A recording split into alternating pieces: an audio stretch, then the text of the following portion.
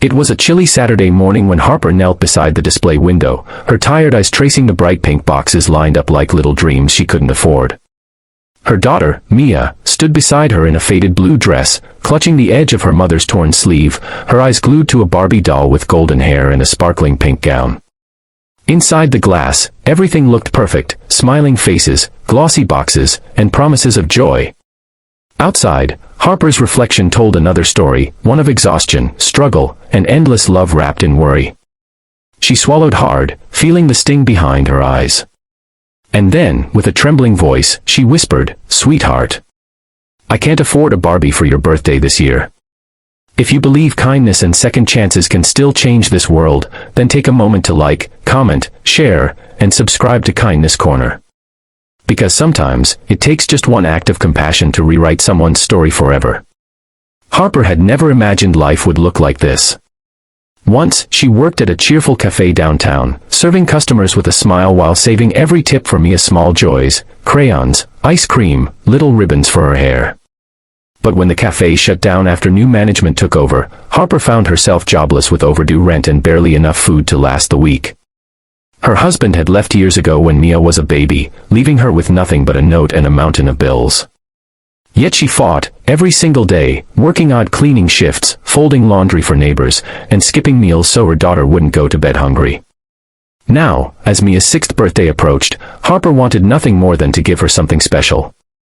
Mia had been talking about Barbie for months, how her friend at school had won, how she wished she could brush her hair and dress her up.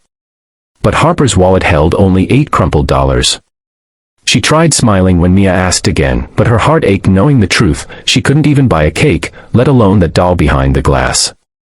She sat on the cold curb that morning, watching her daughter press her tiny hand against the store window, whispering, "Maybe one day, Mommy," and before Harper could respond, a man in a dark suit stepped out of the store. He was tall, neatly dressed, with an expression that looked stern yet curious. He had been standing near the doorway for a while, unnoticed, watching the mother and daughter. His name was Cole Harrington, the CEO of the very toy company that made those Barbie dolls. But Harper didn't know that. To her, he was just another stranger in an expensive suit. Cole had been having a rough morning himself.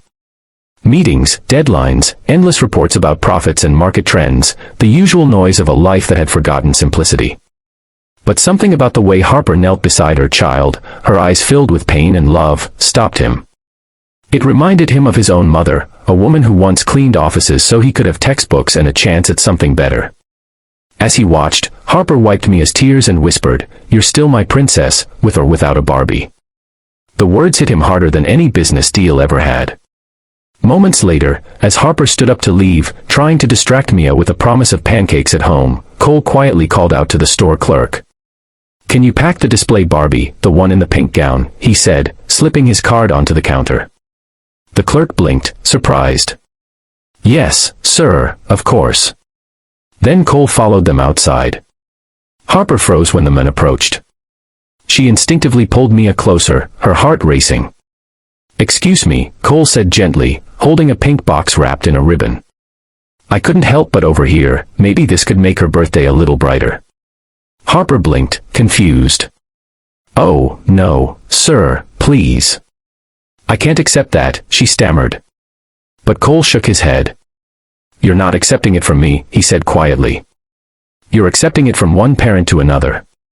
From someone who knows what it means to want more for your child than the world allows you to give." Tears welled in Harper's eyes as she looked down at the doll. Mia's face lit up with pure joy, her tiny hands trembling as she held it. "Mommy, she looks like me," she whispered, smiling through her tears. Harper couldn't speak.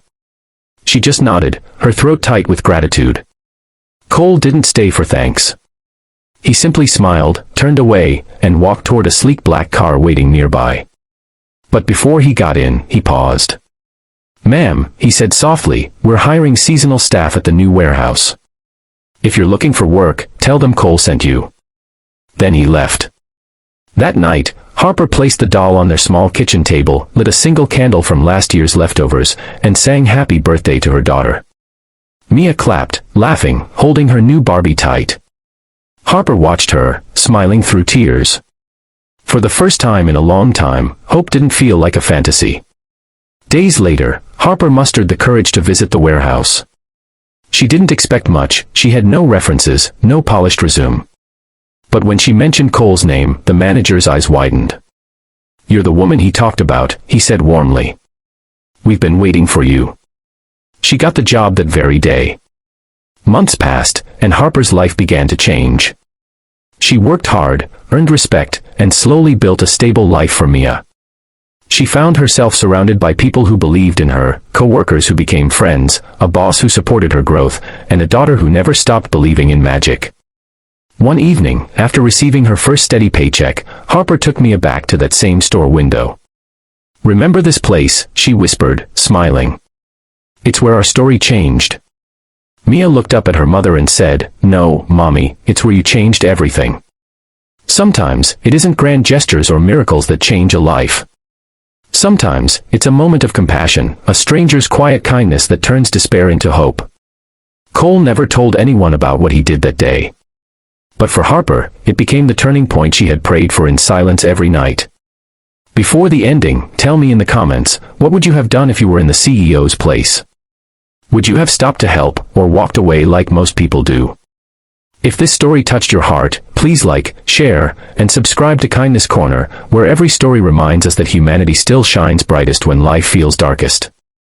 Because somewhere out there, another Harper is waiting for someone's kindness to change her world.